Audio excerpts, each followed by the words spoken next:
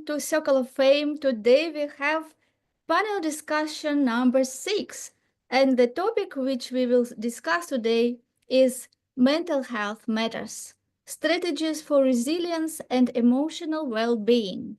What a wonderful session we are going to have today, and we have amazing experts who came today with their best intention to share their knowledge, expertise, and their passion with the world to help people who are seeking for this knowledge, who seek for change and transformation in their life. And as already tradition, we will start this panel discussion with briefly introduction of each of the experts who will share their knowledge today with you. And we will start with experts who are first time today with us. And we would like to start with Doug Dane. My pleasure. I don't have to say my name. My name is Doug Dane. I'm in Canada, and I'm pleased to be on here. I'm an author and a speaker, and just here to help in any way I can. So thank you. Thank you, Doug. Tell a little bit about yourself. You're an author, you mentor. Tell us a little bit more about yourself, what you do, because you do amazing work, and I know you're shy, and we're here to let people know about you. Cole's notes. I went through an extreme violence as a child, and of course, anybody that goes through that ends up in real difficulties in all kinds of areas of their life, and end up in all kinds of negative habits and behaviors, causing lots of problems. And it was all blocked out. I went public with that story when it came out, and then I spent the rest of my time since about 2002 trying to figure out how was I able to get through that and thrive, not just survive, but thrive, and let it all go. And of course, people came to me and said, how did you do it? And I couldn't tell you how I did it. So I spent the next 15 years trying to figure out how I did it so I could transfer it to other people. And then I put it in the form of a prescription inside a book. Yeah, the book Mistaken Identity, which Doug wrote to help millions of people to find their mistaken identity and create the identity that they are aligned with. Yes, it is honor to have you with us, Doug, today. And also, Doug was working with Bob Proctor for 16 or 17 years. No, about 10, just under 10 years before he passed. Yes, yeah. And I met Doug when I became Procter & Institute consultant. Yes, and it is really a big pleasure for me to have Doug today. Thank you. So also we have first time today, Chris Pinedella. Would you introduce yourself? Yeah, nice to meet you. I am Chris Pinedella. I am the CEO of Sales Pulse Medical Trends, Inc., which is a newly formed organization that is both a C Corp and a nonprofit LLC. I am a speaker as well. I speak on the future of medical technology, and I am also a medical device rep for an organization called BioFrontera that works in photodynamic therapy. So I am happy to be here on the stage. In terms of personal journey, I would say that I struggled with mental health on and off since the end of high school. Right around the time of the September 11th attacks, I dealt with losing a lot of friends and family to addiction. And then I dealt with the inevitable catastrophe that was social media, and I found a way out on the other side. So I'm here to tell my journey of how I've thrived in the world after waking up. Thank you so much. We, of course, will be looking forward to know more about you in our further panel discussions. And also first day with us is Stephen Buscher. Hi, Stephen. Can you hear me? Yes. Oh, perfect. So thank you so much for the invitation. I'm always excited to be amongst other people that are dedicated to helping, the world shift to a better insight. And my passion lies in helping people navigate that mental wellness journey, the resilience, the personal growth. And I found that a tool that I could use and learn from was hypnotherapy. So I use that as far as what I learn about the human experience, about the journeys that we all face. And I try to help people have a better life. So thank you for the invitation. Thank you, Stephen. It's great to have you among us today. And Vangelis Kalaguiro, tell us about you. Hello, everyone. I lived a life that was not my life. I didn't realize it until I was 50 years old that I wasn't living me. And even though I was very successful, I was in the business corporate world for 46 years, lived in all these $1 million homes and had all this life. And and realized it wasn't my life. And so today's topic is very near and dear to me because Doug and Chris, I very much identify with a lot of stuff you were talking about. So I was working with a lot of rocket scientists, people that were just really apprehensive, IT people, engineers that they couldn't really express that they were empty inside. And because I was in the midst of them, they started opening up and becoming vulnerable. So I did a lot of work with the military, a lot of stuff in artificial intelligence. And so I was able to reach people that most people don't even get an opportunity to do. So I just help them realize that there's hope for them to actually change the life that they feel like they're not even living. So that's what I'm doing right now. Thank you. Thank you, Vangelis. It is a pleasure to have you with us today. Farzin Mazinani. Hi, so I'm a quantum healer and I help people to drop the loads that they don't need to carry to be able to move forward. I have my own modality, which is called Joyful Fixed Quantum Healing. And so I believe that when we are talking about detox, it is not just physical detox. It is emotional and mental detox that we need to go through just to drop the loads. And a lot of problems come from whatever we carry inside. So I'm happy to just help people to just go through the transformation, because transformation comes from those cleanups. Thank you. Dr. Annika. Hello, I'm Dr. Annika Sornason from Sweden.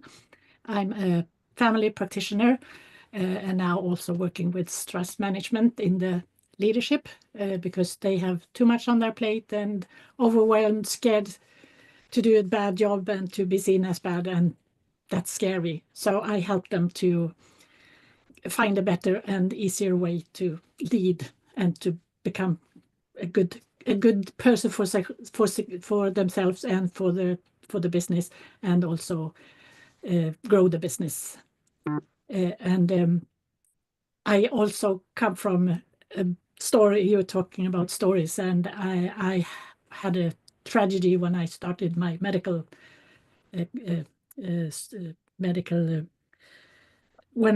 journey. Just when I took my exam, I lost my brother and my first baby in 1 week.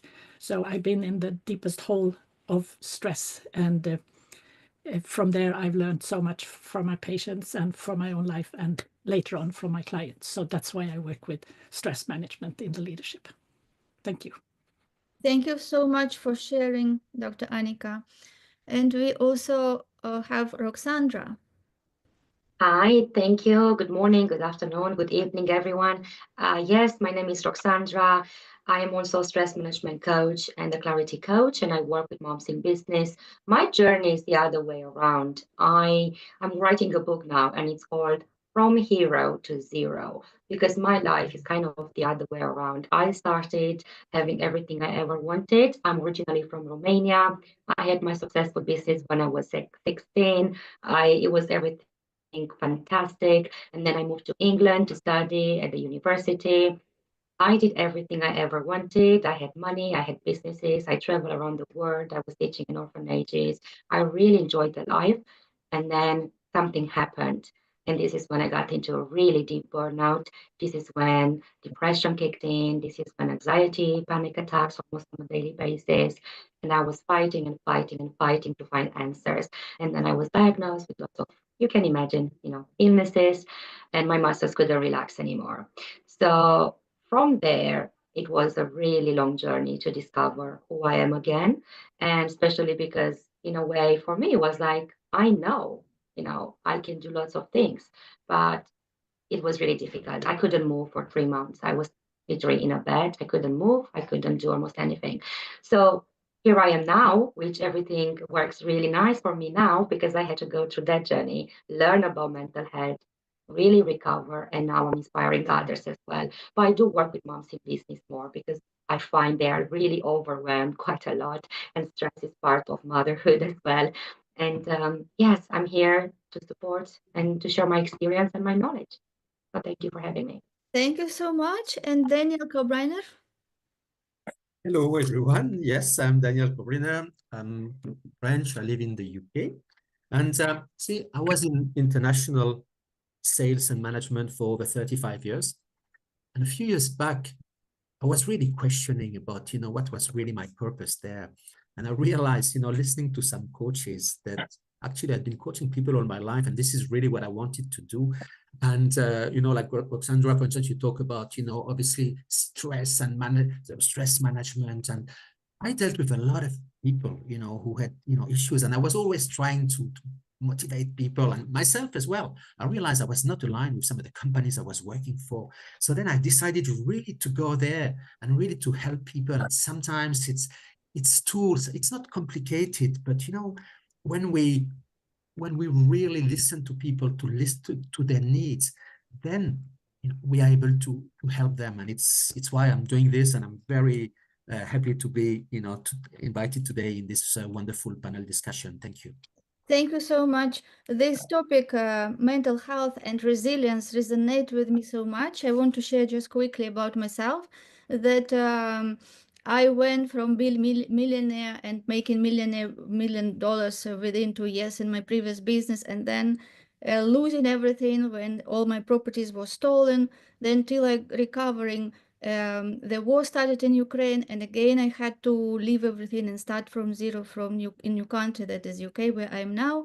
So this resilience topic is really very close to me, and I'm happy that today we have all these amazing experts who not just sharing information from reading the book or watching training, but everyone here lived that life, lived that experience, and what we will share today, it is a golden nugget. So listen carefully to this our discussion, and I'm sure that you will find so much more, and who you resonate, connect with these people, because every person here is world-class expert and not just has that knowledge, but has that big heart and passion. And here we are all on mission to make this world a better place, to help people to find themselves, transform their lives, and be really the person who they meant to be, think big, and have beautiful, fulfilled life. And also I want to introduce our moderator today. Alan Edwards will help me to manage this panel discussion so everyone can have the best experience. Alan, please introduce yourself briefly and let's go.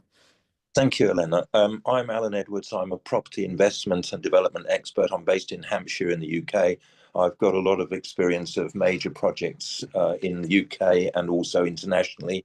And I wrote a book about my experience. It's called The 20 Key Factors of Project Success or Failure. The title is actually Project Deliverance, the 20 Key Factors for Project Success or Failure, as a result of the experiences I've had on many major projects throughout the world. And I'll be touching on some of the relevant points in the discussion about stress today, because, in highly pressurized industries, such as the construction industry, there are people who are doing all these activities of pulling together projects, and people who are closest to the sharp end do suffer when it comes to pressure on deadlines and accountability and so on. But let's move on to the first question, shall we? Yeah. This is okay. After you. Yes. So I think that you just read the first question and assign who will speak, Alan. Okay, very good. Segment 1. This is understanding mental health in a fast-moving world. And the first question is, why is mental health more important than ever in today's world, and how can we recognize when it's time to focus on it?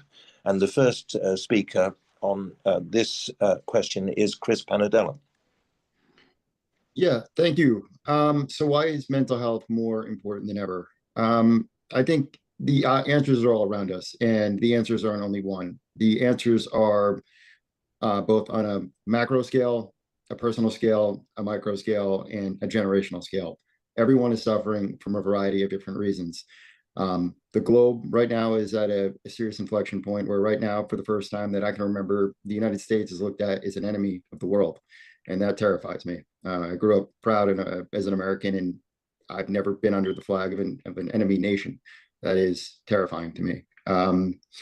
On a personal level, social media is confusing every single person on the planet right now. Artificial intelligence is amplifying false information using bot technology, and we are all arguing with one another over stuff that we don't actually disagree on.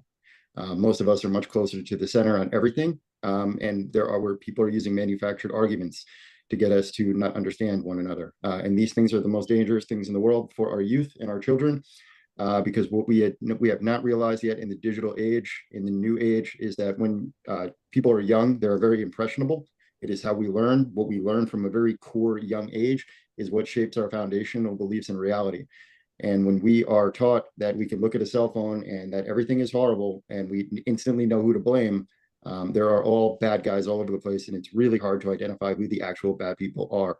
So we need to pay attention to where we get our information from, how we get our information, what's the truth, and just go outside a little more often and realize that in nature, in the world, in people, in conversations, and in dialogue, you will find a lot more in common than you have different. And I spent a very long time getting lost in all the misinformation that I found in my cell phone and computers and everywhere else. And in the real world, when you go out there and you just try to talk to human beings, you realize that we're all pretty much the same. Despite, no matter what ideological differences we might have, we have a lot more in common than we have in different. And we need to focus on that, and very soon, very quickly. Thank you, Chris. How about you, Doug? What have you got to say on this subject? I love that quote by Confucius, life is simple, but we insist on making it hard. And I think we are insisting on making things way too hard. I think we should go back to a previous time when the mental health system that we currently operate with began, and take a look at where it was broken from the beginning. I don't think we have so many mental health problems. I think we have a problem with our mental health system. And people listen, everybody's got external problems, I call them. You got problems in your job and your career, your relationships, and then you react to those external problems, and you have internal problems, negative emotions. But the real problem that causes your external problem, in terms of the work I do, is it's really how you see yourself and how you feel about yourself dictates how you show up and how you view and treat and judge other people. I think the real epidemic is judgment. I think that's our biggest problem. Everybody's judging everybody, and we've got three villains, in my opinion. I think the mental health system is a villain. Social media, of course, as Chris said, is another villain. And the mental health system and the different ways that we go about it, the coaching industry, the self-help world, these Instagram so-called stars, et cetera, et cetera. And I think what we got to do is we got to take a look at what is the actual cause. Everybody's dealing with effects and band-aids. Let's go to the root cause of what's really causing the problem. And I think you can undo this stuff very, very quickly. But to Chris's point, I did a call the other day. I don't think there's very many people that I've met, adults or children, that are qualified to be on these phones, because it's very, very infectious out there right now. You have to have a very strong mindset and a very healthy self-image and a healthy point of view about you and the world, because that's how you approach the world. Thank you, Doug. How about you, Roxandra? What's your opinion?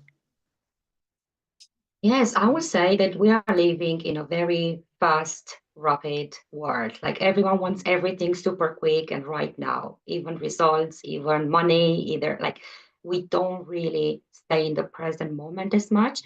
And if we go and see children, they are 7 or 8 years old and they are suffering of depression or anxiety.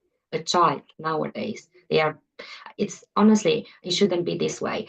And I strongly believe that that's the reason why even parents, they do go through those struggles. They do struggle quite a lot, and they don't know how to be in the present moment. So then if they are always worrying and thinking about future, then they go into anxiety. If they are worried and really blaming and really, really horrible with what happened in the past, then it's very easy to go into depression. And the present moment is not there. And this is when I feel that, okay, it's time to learn how to ground yourself. It's time to learn how to be present for your child. So then the child is not getting depression and anxiety very early in their journey and in their life. Thank you, Roxandra. Farzin, what have you got to add on this subject? So we are living in a fast-moving world. What does it mean? To me, outside world is just the reflection of what we have inside. It means that we are changing. Our consciousness is changing rapidly.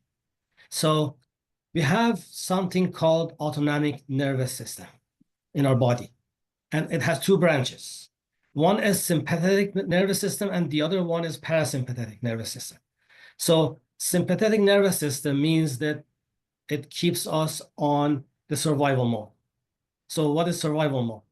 It is related to the reptilian mind that we have to survive, and it keeps us on our toes, and it keeps us on fight or flight mode. So the stress hormones are high in our body, and we're all stressed out about things that might or might not happen. So that is the operation of sympathetic nervous system. But we have something else too, which is called parasympathetic nervous system, which is related to being in a moment, being in the rest and digest state, and functioning the way that we should be functioning. And when there is a change, our mind brings the guard up. Our mind starts to fight with the change. Why? Because it's its duty to protect us. So what happens is that we see a lot of change around the world. It means that we have a lot of change inside. It means that our mind is starting to just bring the guard up, starting to prevent us to go through those things and expand. And then what happens is that it triggers something like fight or flight or something to just bring us slow down. And what happens is that we stay in that stress mode for a long time, and we get used to it, and we believe that that is the way of life, but it is not. As we are evolving, we can put our focus on the bigger things. We are not just this physical body or emotions or thoughts. We are beyond all those. So we can connect to the infinite intelligence instead of artificial intelligence. So there's a difference. We have that capacity. And when we discover that capacity in ourselves, that brings us to that state of rest and digest. Thank you. We can move forward with joy and ease. Thank you. We'll move on to question 2. What are some of the early signs of emotional distress, and how can individuals take proactive steps to address them? What's your opinion on this, Vangelis? Part of some of the early signs is not knowing that you have any stress. So what happened with me, my mother and father are Greek. My mother was dating a guy that didn't want children, so the first 2 children that she was pregnant with, he convinced her to abort them. I was the next child, and she decided not to abort me. My father then put me into an orphanage once I was born. But I want to take you back to when I was in that womb. My first experience of life, I didn't know it was stress. I don't have a vocabulary yet.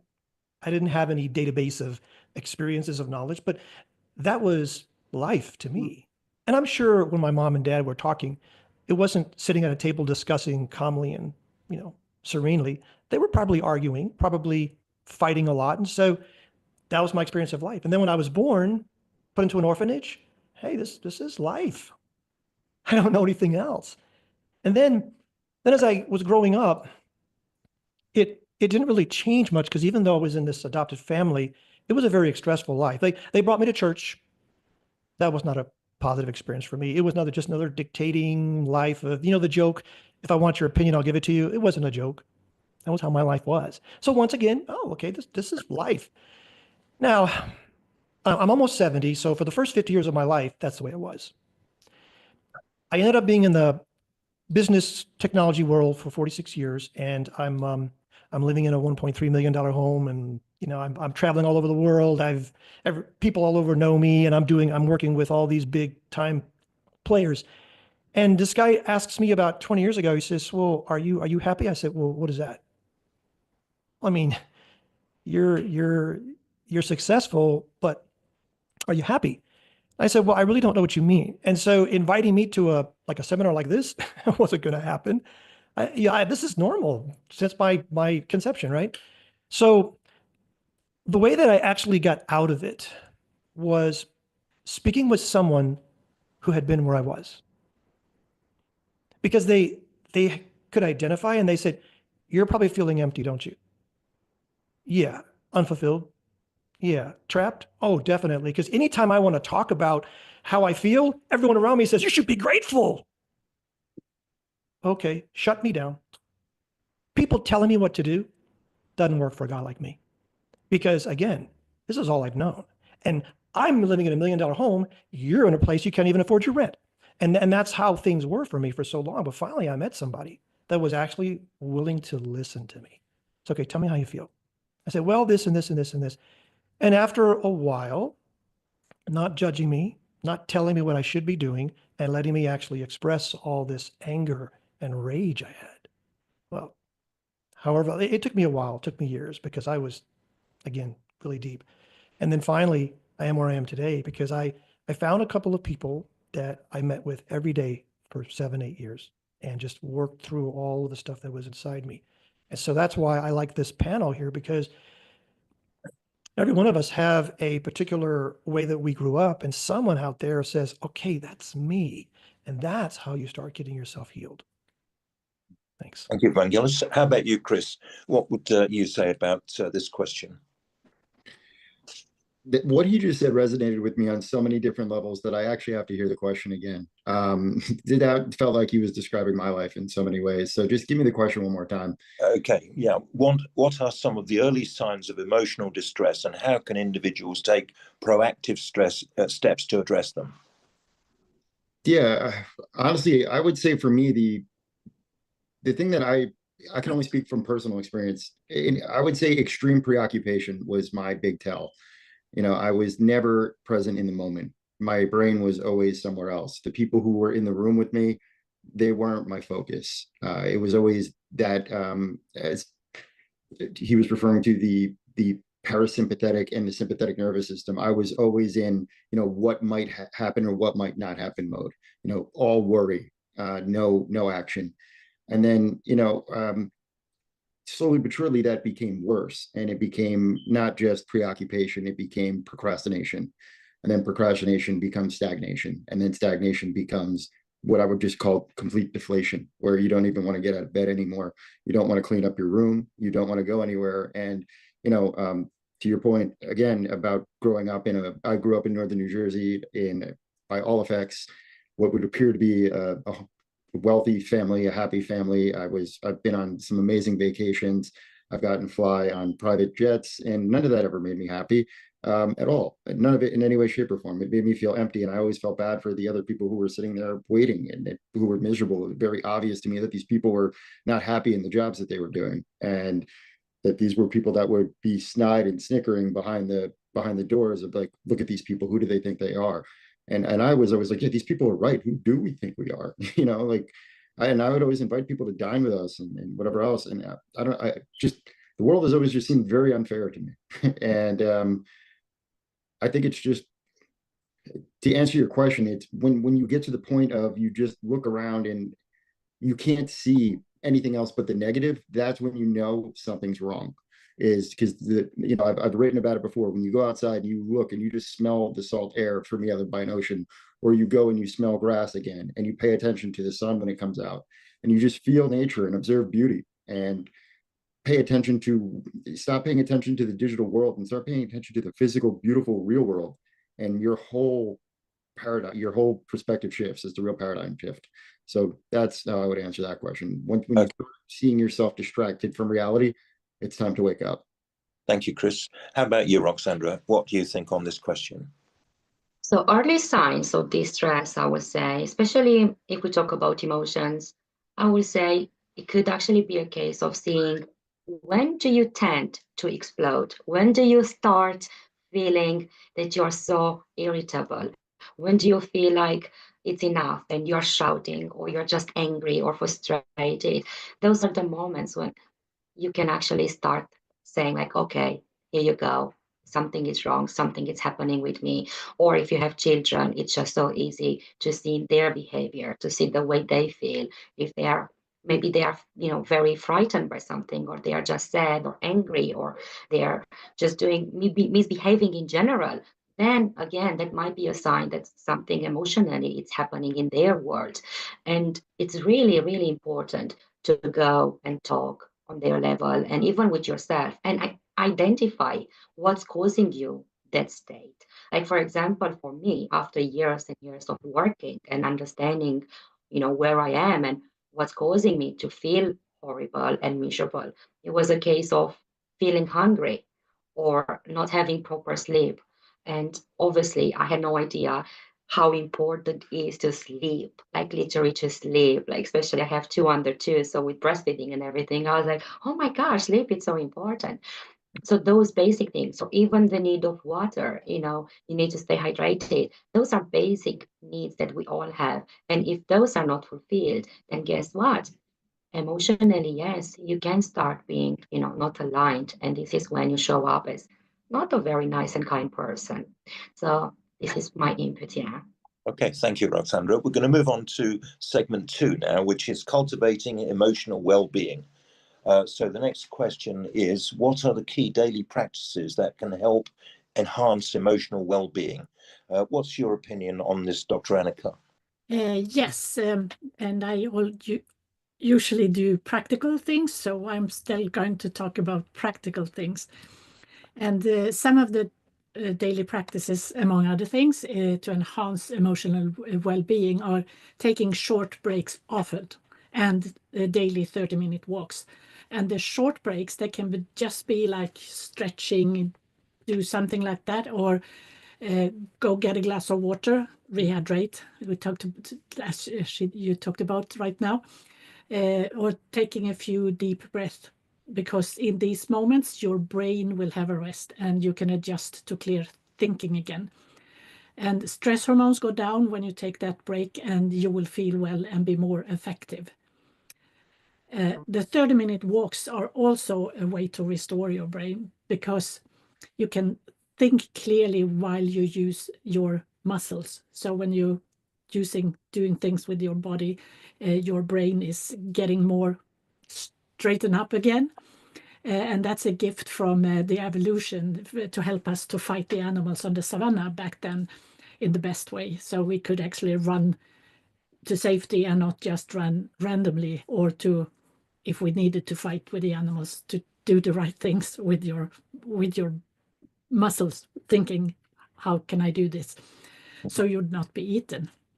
Okay. And today we have other challenges, but we reset the brain by moving. It also gives us fresh air when we walk outside, and maybe a glimpse of natural light too.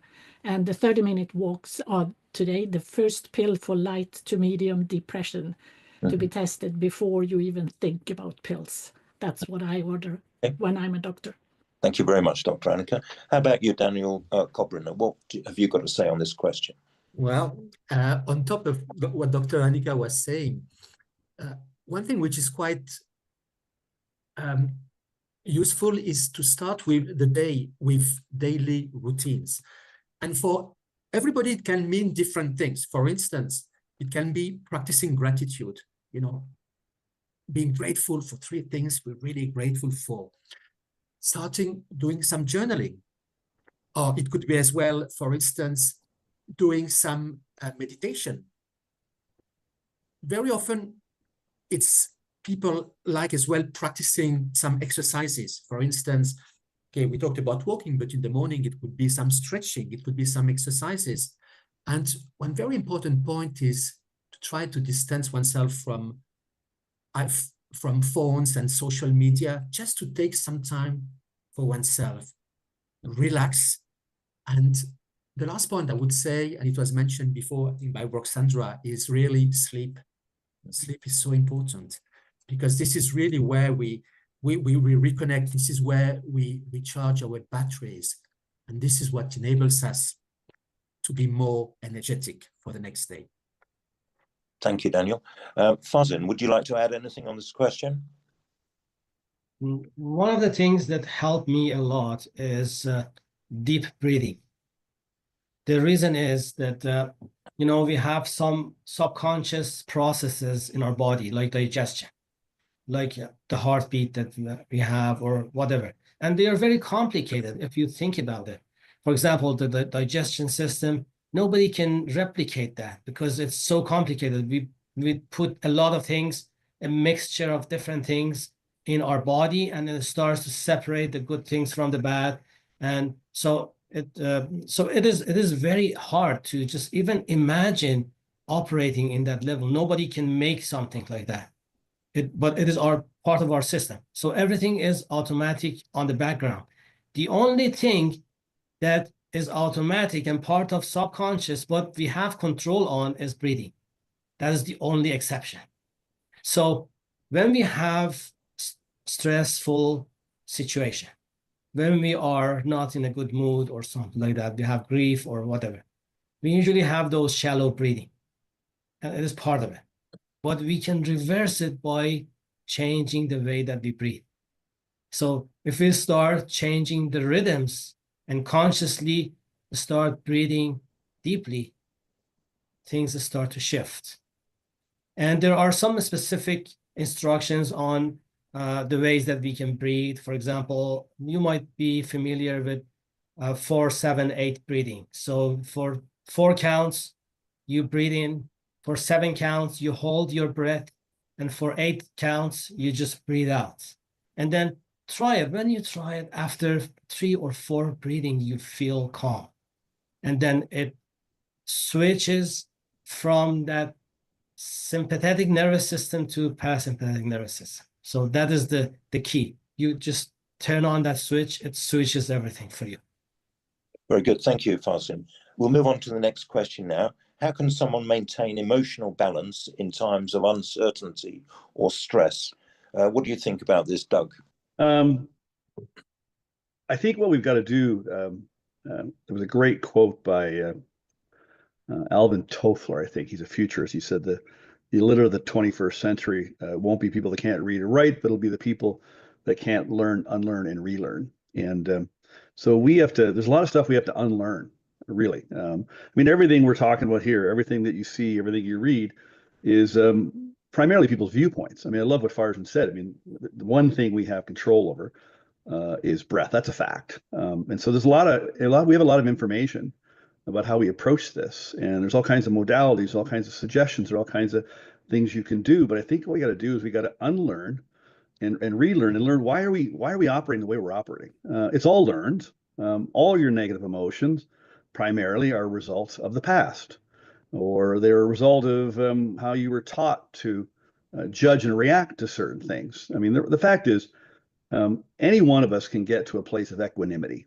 There's a great essay by Troward, Serenity. I think it was Troward or William James Allen. Maybe I'm getting him wrong, but in that little essay, it said the idea of calmness of mind is one of the beautiful jewels of wisdom, and it's a result of long and patient effort and self-control. Meaning, you have to understand, how do you control your mind and your thinking? Because it's your thinking that causes all your emotions. And so if you're having emotional problems, I mean, listen, it's difficult there for a lot of people. I struggled my whole life. It took me a long time to figure out, why was I so stressed out? Why was I so anxious? Why was I so depressed? And then I found out it was so exciting, and it pissed me off at the same time when somebody told me that I was causing my anxiety and I was causing my mental health problems. Now, you tell that to somebody that's struggling, they're going to have a hard time with that. But that is a fact. So I think really, I just tell people, live in the middle. And if you can train yourself, and you can, anybody can learn, it's not simple or it's not complicated, it doesn't take very long. If you can train yourself to stop thinking about the past, stop talking about the past, stop bringing up the past, stop looking at the past as a reference as to what's going wrong. And then if you can train yourself to not think too far in the future, you should keep an eye on where you want to go. You should always be picturing what you want, your life to look like, your career to look like, your emotions to look like. You always want to have a viewpoint on your life, but you're not allowed to sit down and try to figure out how you're going to get there. And we were taught that you better plan ahead. You better think ahead. You better figure this out. You better get somebody's opinion. You better go online and watch a video. You better take a course to figure out how are you going to get ahead. Well, you don't control Mother Nature. Okay, you don't control the seas. You can be the helm of be the captain of the ship and maintain the helm and keep an eye on where you want to go. And so a lot of people are causing their own anxiety, because all anxiety is, when you break it right down, all it is that you're worried about the future for some reason or another. And so you can train yourself, go, I don't need to be thinking about next week or next month. Because the reality is I might not be here next week and next month. So why the hell am I worrying about something I can't even control anyway, that I might not even be there down the road, or I think I'm going to go down this road and I end up down this road. And if you let go of the past and you stop trying to think about the future and figure it out, you land in the middle. I heard this idea, live in the moment, one day at a time. Eckhart Tolle's book, The Power of Now. What a bunch of crap, I thought when I heard that. And I realized it was so hard to live one day at a time until I figured out all you have to do is train yourself not to think about the past and train yourself not to think about the future. And then you land in the middle. And that's where you operate. I try to operate literally 1 or 2 hours at a time. If something comes to my mind, I go, do I need to be thinking about this? And if the answer is no, then I just turn my mind back to where I'm at. Okay. Thank you very much, Doug. Farzin, would you like to add anything on this? Sure. So the key for me is acceptance, because in order to keep the balance for our emotions and thoughts and stuff like that, there are 2 ways to deal with it. One is just rejecting. So whatever comes that we don't like, the first response is rejecting it. But that is the automatic response that we have. But we can do better. So what is the better way? The better way is, instead of judging the behavior that we had, that we snap on something simple or something like that. So instead of reacting, or instead of keeping that loop and continuing with blaming ourselves for the things that we don't like about ourselves, we can use them. How? It's very simple. There's a reason that we had that experience, and it was teaching us something. So there is a lesson and there is a shell. So imagine that I go to the market and buy something for my kitchen, for example, a mixer. And then I start unpacking it. I start using the mixer, and I say that I'm going to keep that box in the basement just in case I want to move in the future or something like that. So the mixer is gone after a year. A few years pass, but I'm still keeping that box in the basement. So I go to the basement, and my basement is full of those boxes that I don't need anymore. So there is a shell, and there's a good thing that is inside the shell. So all those things, for example, stress and anxiety or whatever I experience on a daily basis, instead of just rejecting it, I take the good thing out of it. It is teaching me something. It is showing me the right direction that I have to go. It's like a sign on the road. So when I start accepting it instead of rejecting it, then I can leave the rest out, whatever that is not necessary. I don't need to hold on to it, because there is a concept called trapped emotions. Trapped emotions happen when I experience an emotion and I hold on to it. Somebody cut me off in the traffic, I start yelling, and I start go home and talk to my wife and others about the crazy drivers on the road and stuff. So it is an unfinished process. And my body stores that unfinished process somewhere in one of the organs that I have. So it is called trapped emotions. So if we be able to finish that process, we don't need to hold on to it. It's not going to get trapped in our body. So we have to learn to, when it comes, we just accept it. Okay, thank you. Analyze it and let it go. Thank you. We'll move on to the next question now. What are some simple yet powerful habits people can adopt to feel more grounded and at peace? What's your opinion on this one, Vangelis? Today, I do grounding when I'm inspired and prompted by my soul, but it's a little bit different because I'm actually involved in it. I'm immersed in it. It's not just a list of tasks to perform. And this was so difficult, years ago, because again, the environment I grew up in, energy and vibration and frequency was evil. Even feelings were evil. So for those of you that can get to the point where you start realizing, all right, and you can go to a different level of awareness, which is what I had to do, you can get into this. So I'll just take you through a couple of things that I do when I ground. It's really important for me to cut any energy that is not mine away. So like all the text messages, all the emails, all the conversations, anyone I spoke with, I have to just, with an intention, constantly cut those. And then I actually visualize my grounding cord from my tailbone to the center of the earth. And I make the intention that I'm going to take any toxic energy, any type of non-serving ideas, going to go down there. And just like plants take what we breathe out and transmute it to oxygen, the earth takes what we send it and transmutes it to beautiful energy for us.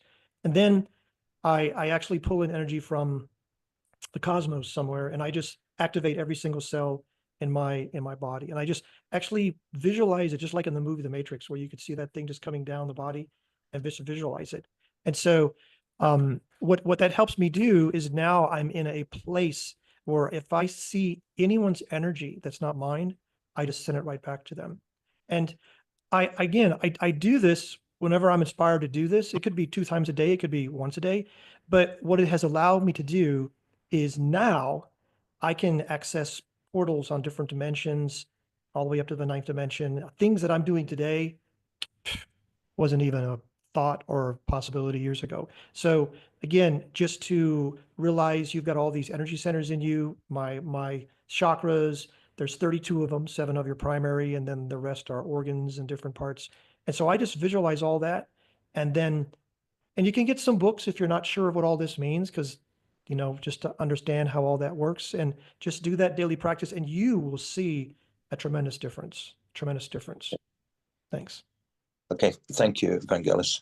What we're going to do is move on to segment 3 now, which is stress management strategies. Stress is a natural part of life, but how can we manage it in a way that doesn't negatively impact our health? What's your opinion on this one, Doug?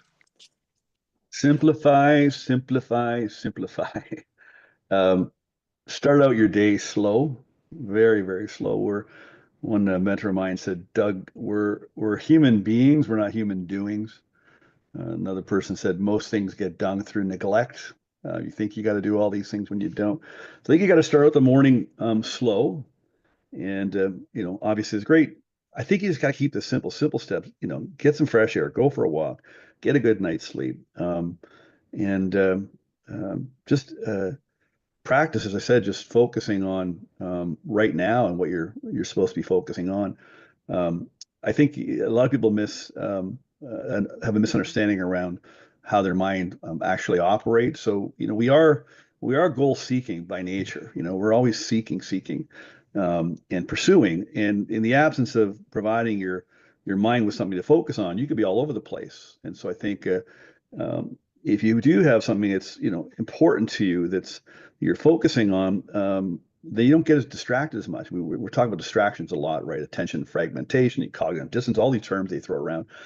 And if you're focused and you're really intentional about what you're focusing on, like Vangelis in terms of just focusing on what he was visualizing, whatever you do. But if you have focus, everybody goes, I don't need focus, I don't need discipline. Well, because you don't have anything to focus on. But if you focus on something that's important to you, that's important to make the world better, to make your world better, if you wake up with some purpose, stop trying to find your calling and your purpose.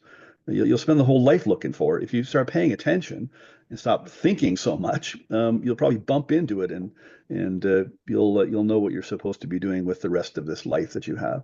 It's simple. I think honestly, let's talk about a book, but I think we got to get rid of all the books. I think we got to stop watching all the videos. I think we got to stop confusing ourselves. And if you do all these things that people tell you not to do, that we're trying to help you with here, if you keep on doing it, then that's on you. You choose to confuse yourself. Okay. Confusion leads to frustration and anxiety and all the rest. So just simplify. Keep it simple. Okay, thank you very much. What we're going to do is move on to the next question now. Can you share techniques for reducing stress in the workplace or in high pressure environments? Dr. Annika, what's your opinion on this one? Let's see here. If you have high pressure environment with too much to do and short notice on things, then most people in the workplace think that they should work faster and without breaks and eat lunch while they're working and so on. But that will only help the stress to wind up. Now, I want to introduce Swedish fika. It's a short communal break in the morning hours and one in the afternoon in the workplace, 10-15 minutes together, coffee or tea, maybe a sandwich, a cake in the afternoon.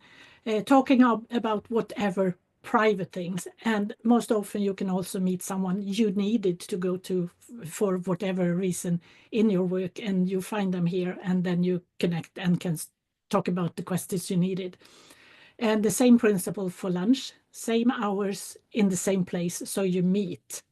And these breaks will make you more relaxed, and will make you be clearer in your work when you get back to your workplace, because of your brain had that break. And that means that you will become more efficient. And these breaks are the essence of stress management, and doing it together enhances your health. Okay, thank you very much. We're going to move on to question 8. It's actually, how does mindfulness and meditation contribute to effective stress management, and how can people incorporate these practices into their daily routine? Daniel Kobriner, would you like to answer this one? Yes, sure. So obviously, stress, it's not what happens to us. Basically, it's really how we respond to us. So when we practice, mindfulness and meditation, what happens? It helps us to get calmer, to get more focused, to are more in control, and it's independent from what life is throwing at us. So for me, and I used to be a big overthinker, what Doug described before in terms of overthinking, in terms of, I was perfectionist. I was worried about the future, but I realized that it was a lot of waste of time and energy. And now, so in order to break this cycle, it's really, how to take small steps. You talked about breathing. You talked about meditation. All this, when we do that consciously and we decide to really live in the present moment, this is what makes a difference. Okay, thank you, Daniel. We're going to move on to segment 4 now, which is building resilience. So the next question, number 9, is what is resilience and why is it so critical in achieving personal growth and success? Roxandra, what do you think about this question? Yeah, so resilience is really important. It's a case of how do you move from a setback. So if something happens to you, if you have a problem, you have a struggle, how do you move forward? Do you let that problem to crush you, or actually you have some tools and strategies in place to move and go past that problem? So I would say that the first thing would be stop complaining and stop victimizing. That's the first step, I would say. Once you start doing that, then instead of focusing on the problems that you have, automatically your brain will start looking for the solutions for that problem. So I would say that's probably one of the most important things. Okay, thank you, Roxandra. We're going to move on to the next question, which is, can you share a personal story where resilience played a key role in overcoming a challenge? What do you think, Stephen Buscher? So I think there's the stories that we tell ourselves are integrated into our own life, and many times we're telling ourselves a story that we're not good enough, or we're comparing ourselves to someone else. And I think it's those stories that once we become aware of how powerful our own narrative is, I think that can be used as a stepping stone, as a place of knowledge that we can actually embrace growth in our own life. So the moment that we shift the way that we deal with ourselves, right? So a lot of times, many people will have a very critical self-dialogue. They'll have self-judgment. They'll be putting so much pressure on themselves to perform that also, it creates this aura around them, and it affects the people around them. So what I found is the best leaders in the world, the people that have had the greatest impact, are often the people that are the best people persons. They connect with other people. They're interested in other people.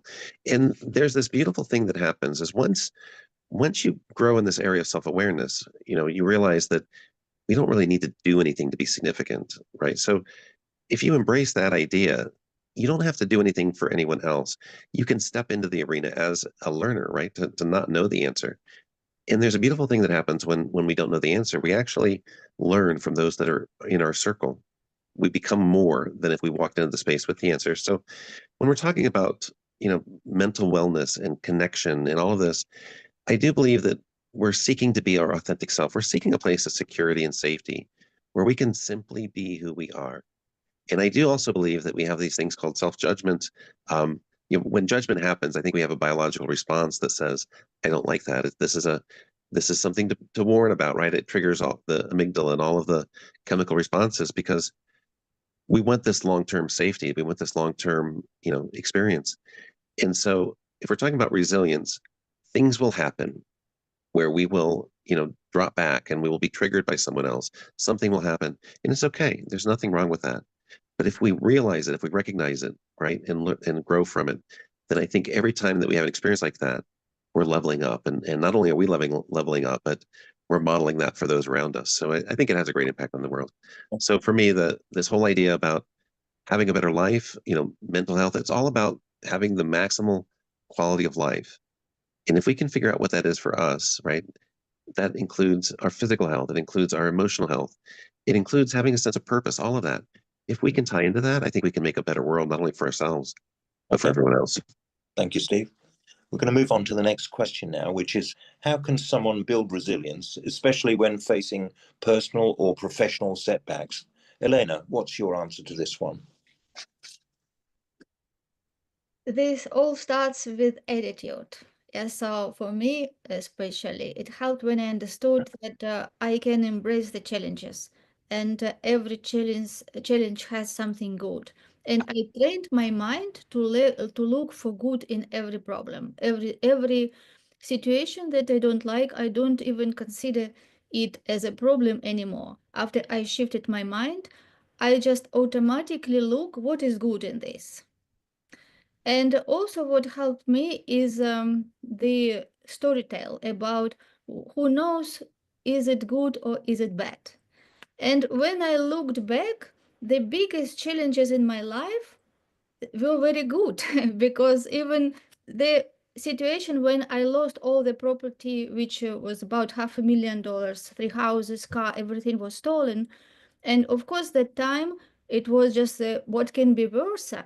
But when I look now to that situation, I am grateful to those people because that situation became the reason of my awakening. I woke up and I totally changed trajectory of my life.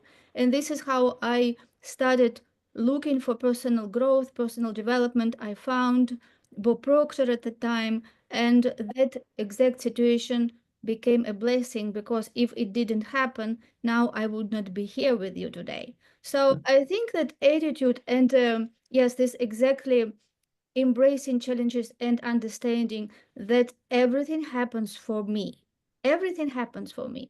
And also ability not to react, just to stay cool and be above of these physical things. Look at things from side and see this is what happened. What is the lesson? What is the lesson for me? Something in me caused this situation because everything is cause and effect, and everything what happens in our life, we know it is effect and I am cause. So when I started to understand that I am the cause of everything what happens for me, and I took that responsibility to find what is the lesson, how I can be better, what I can do to not repeat the same mistakes. And this is the change of in attitude helped me to grow and look at things and helped me to raise my awareness, raise my consciousness. So now I don't look at things as problems. I look at things as tasks which I have to solve, and I just see what is in priority and I solve one at a time. Thank you, Elena. I'm going to move on to the next question now, which is, what are some mental exercises or mindset shifts that can help strengthen resilience over time? Daniel, what do you think about this question? Well, the first one is to reframe challenges and to consider them as growth opportunities. It's really the way we look at things which matters. And afterwards, it's as well practice gratitude. And when we do that, we shift our perspective. Basically, when we appreciate everything we've got in our life, we look at things much more positively of people, of situations, like Elena was saying before. And the last point I would say, it's really, how do we strengthen our dialogue with ourselves? How do we speak to ourselves? This word matters. all words have vibrations, thought have vibrations. So if we start practicing with us kindness, if we forgive to ourselves as well, this is how we are going to be kind with others and to forgive others and to accept people the way they are. Thank you, Daniel. We're going to move on to segment 5 now, which is supporting mental health for long-term well-being. The question is, how can individuals support their long-term mental health even during difficult seasons of life? Roxandra, what do you think about this question? I strongly believe that we really need to step into who we truly are. So if we really want to have long-term, happiness, fulfillment and everything, probably is the time to really ask yourself, who do you want to become, or what sort of things do you really want to do in your life? Because so many times we don't even understand who we are. We do know what we have to do, but we don't do, things because we don't want to disappoint others. We don't want to, we are a people pleaser. It's very hard for some of us to say no. Even if you know you don't want to do it, you just do it because you want to please others. So I think that it's also a case of taking action. We are just so good in finding excuses and not doing the right thing just because we complicate things. So just keep it simple, baby steps, take action and don't wait for the perfect time because the perfect time is not coming. Just do it. And I think that will change. Thank you, Roxandra. I'm going to move on to the next question now, which is, what role does self-compassion play in mental well-being and how can people practice it? Elena, would you like to answer this one? Self-compassion plays a magnificent role because we can be, instead of judge ourselves, we can use our sage energy and shift our focus to appreciate what we already did well.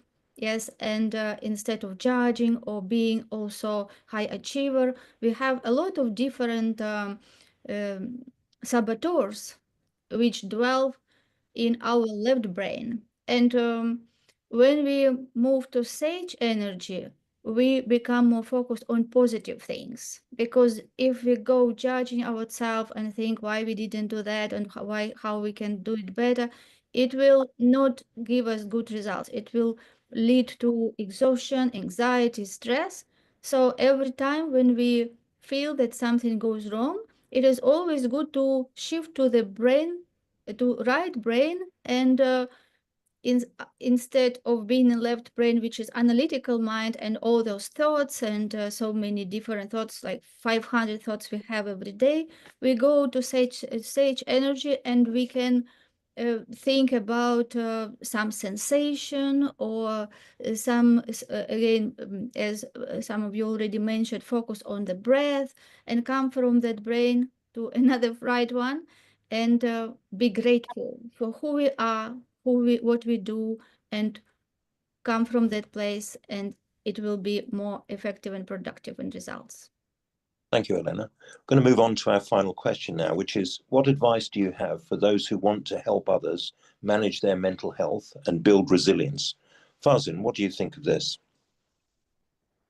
Okay, so in order to help others to manage their emotions and resilience and so on, so the way we can help them is that we help them to differentiate between two major things. There are things that we have control on, and there are things that we don't have control on. So on the outside world, there are a lot of things that happens and makes us mad. Weather changes and political system changes and stuff, and then we start reacting and stuff, but we don't have control on a lot of those things. So if there is something that we don't have control on, just drop it.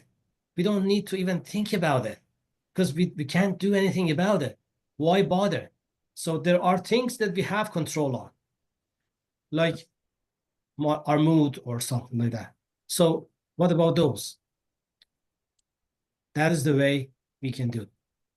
We have to take full responsibility, 100% responsibility on those. Why? Because if I have 99% responsibility on something, it is out of my control. It is out of my hand. Somebody else can affect it. So I have to have full control on the things that I can do something about. So I take 100% responsibility. I do my best, but the key is here. I leave the rest because I cannot figure everything. Okay. Because my mind is limited. I cannot figure everything out. So I have to leave the rest. Leave whatever happens. I just keep myself open to the outcome. Thank you, Farzin. Roxandra, what's your opinion on this one? I would say that we should start celebrating our success, and we should start actually really celebrating everything we do right, everything that happens to us, and ring the bell. You know, in sales, they do ring the bell when they accomplish something. Let's do that more. Once you do that more, this is how everything changes, because your energy changes and you start looking for the positive things that you have in your mind, in your life, and your mind is starting being happy as well because you achieve. We are all achievers, and the majority of us, we want more and more and more and more. But let's focus on what have you achieved so far.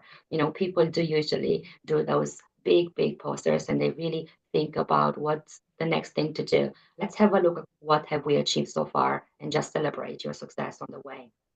Very good. Thank you, Roxandra. Elena, over to you. That's all the questions complete, and our panel's opinions on the various questions. Yes, it was a great panel discussion, and I really enjoyed to be part of it and hear all of you sharing. So let's finalize this panel discussion, and every one of us can share one thing that resonated with you today. What you learned from other speakers. Who would like to share? Can I just start with one small pushback on Farzin, just a tiny one? You know, the one thing I come up against is this whole notion of you can't change the world on your own. And I'm asking this question very seriously. Why not? Why can't you? I have never come across anybody who's been able to answer that question properly. And if you could start something, if you could just get enough people to open up to your system of beliefs, I mean, people have done this throughout history all the time. You know, you just have to start with a question, with an idea, and verbalize it. Once you verbalize an idea and you bring it to the universe, you really can change the world all on your own just by verbalizing something out loud. So I just want to give a little bit of a pushback on what you're saying there. And, especially when it comes to political systems and everything around the world, every great change around the world that's happened politically is because people have just spoken up and said, we've had enough. And when there's enough people that stand up together at the same time and say, no, BS, we don't want this anymore, there's nothing they can do. Sorry, game over. And if I'm just going to say from a standpoint of where the world is right now, I've had enough. And I think it's time for a change. And so I just want to say that what I've taken away from the panel, what I've taken away from everybody here on stage is that the big takeaway for me is you have to know yourself first, right? Know yourself. Know your own limitations. Know, to pick up on what Doug was saying, focus on whatever your middle ground is. And for me, you might not be a futurist. I am one. So I plan for more than just the next 5, 10, 15, 20 years. I plan for the next 50, 200 years. But that doesn't mean I don't recognize that there should be, everybody's got their role. Everybody should plan for what they're excellent at. And if you're excellent at planning for the short term, plan for the short term and serve your role, recognize what your role is and be okay in your role. Just know that your role is just as important as everybody else's. There is no superior role at all. And if we could all just come together and figure out ways to pick one another up rather than trying to push one another down all the time, there's no reason to be suffering with mental health either. So that's my big takeaway from this whole panel is I've connected with some people that have gone through the same fire I have and come out the other side, and I'm proud of all of you. So amazing job. Thank you, Chris. Thank you, Chris. Who is the next who would like to share takeaways from this panel discussion? Alan? Yeah, just not to dwell on the past. The future starts here. So you can change the future by what you think and what you do. Thank you. Dr. Annika? I would say one of the big things is keep it simple, because the system in itself is simple if you know how it works. And if you go back to how it works and learn the real bottom of it, then it's much easier to do changes and not get lost in all those things that the world is trying to sell us to solve this problem with gadgets and stuff and things and so on. Thank you. Who else? For me, the the takeaway is that, you know, I'm really inspired when you come across other people that are also in this area of helping, that have faced difficulties in life and overcome, or, you know, have examined life and come away with a takeaway. And my biggest takeaway for the world is that we are more powerful than we realize. And that once we can make that shift internally, then we can take that out to the world and help them. And I think the biggest thing that we can give to people is hope. Hope that your matter, you know, what you do makes a difference, that it matters. You know, hope for people that what they see is missing is something that they can create themselves. And I think if we do all those things, we'll not only combat the mental health crisis, but we'll empower people that they can make a difference in this world. So that's all I got. Yeah, this is why we are here. Yeah, this is the mission of the Circle of Fame, to unite the visionaries and inspire the growth. And Vangelis? Yeah, the idea of, I've heard a couple of people say this, was the self-acceptance. That was so difficult for me because I grew up with the idea that it's external acceptance. You have to be accepted by this person, by this entity, by God, by your family, by your teachers, by and so you were never ever able to look inside. And then when I finally had the realization, I don't have to do anything to become who I am. And I have this image of Michelangelo. They said, well, how did you carve this statue of David? I just removed everything that wasn't David. And that's what has helped me on my journey, is all I'm doing now is just removing everything that is not me. Wonderful. Yeah. Roxandra, what is your Yes, my takeaway is that you can design your own life. And everyone who was here tonight, I have to say thank you, because your stories are really powerful. And I learned tonight that actually you have the choice and now you have the tools, because today was incredible. You can actually do that. If you really want to change, if you had enough of the way you lived until now, then just go for it. Take an action, baby steps, very simple, and start designing and creating your own reality. Thank you, Roxandra. Farzin? Yeah, my takeaway is to put my focus on what I'm producing on every moment, because every moment I'm either polluting or purifying whatever that is around me. So it's moment by moment, and the beauty of it is whatever I'm sending out, I'm getting the same thing. So it is flowing through me. So if I send out love message to whatever that is around me, I get filled with that love. And that flow of love creates something that cleans up all the crap that I have inside. The same thing. If I am sitting here and I start judging others and I'm start focusing on the negative things, I'm sending out that negative energy. What I receive is the negative energy back. So the negative energy is flowing through me. Then I'm polluting whatever that is around me. So for what Chris said, it is important to know where we start from. We cannot start from outside. We can start from inside, because that is the closest thing that we have. If we need to see the change in the world, we have to be the change first. So it starts from ourselves. Then we can see the effect. We can be the cause. We can consider ourselves as the light to the world, and then see what happens. When those lights start to shine, we can just illuminate the whole world. Thank you, Farzin. Thank you. Daniel? Well, it was a beautiful panel.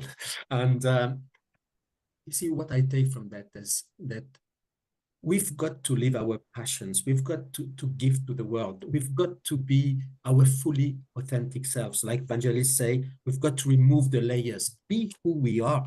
And then when we do this, and when we are kind to people, and when we are grateful, this is when we are going to inspire others, and we are going to uplift this world with some smiles, which is so much needed. Thank you. Yeah. Let's smile more and help other people smile. Doug? Wouldn't it be great if we didn't have to get together on these panels and have these different conversations and differing viewpoints? I think just the theme for me really is it always stands out for me naturally. You're attracted to what resonates. And I think the fundamental problem we have is people are trying to be somebody they're not. It's very difficult to be yourself when you don't know yourself, but it is actually quite a simple process to get to know yourself, who you are and who you're not. The world postulates the idea you can be anything you want, and that's not true. And so if you start out life that way with a real confusion and real negative emotions, maybe because of your experience, it's no wonder people are feeling the way they're feeling. It's no wonder that you're lost or dealing with problems. And the answer to all your question, you just got to go far enough back in time. You have to dredge up your past, but just go back far enough in time and figure out who you are and where you got off track or who led you astray. And then you know yourself, and all of a sudden you can relax because you like yourself. And then you can fall in love with yourself. And then you can be yourself. And when you do those three things, then life is just so much easier. And you don't have to be a villain. You don't have to be a victim, you know? And I don't know, the last thing I just leave people with is whoever you listen to here, whatever resonates, just if it resonates with you and it feels good, then for you, it must be true. Okay. But we do have to be discerning. We do have to ask questions. We shouldn't just accept don't accept what I say. But if it resonates with you, then I think that's a good path for you to follow. So. Yeah, thank you so much. We spoke today about mental health, and also, of course, it is about physical health, emotional health. And I got inspired today to meet you all in our future panel discussion when we want to speak about spiritual health, because I think that spiritual health is a very significant part of mental health, and we didn't speak about this yet. So it will be great topic of our further panel discussions. Thank you so much who participated today. You really shared so much wisdom, knowledge, and those people who listen to us, you can listen to this panel discussion a few times, connect with experts, learn more how you can work with them. And if you are also a coach or consultant or expert in your field, join our Circle of Fame, because here we have big mission to shine the world with our knowledge and help you to be seen and heard, and also help you to transform millions of people's life like we aim to do. Thank you again, and see you in the next panel discussion.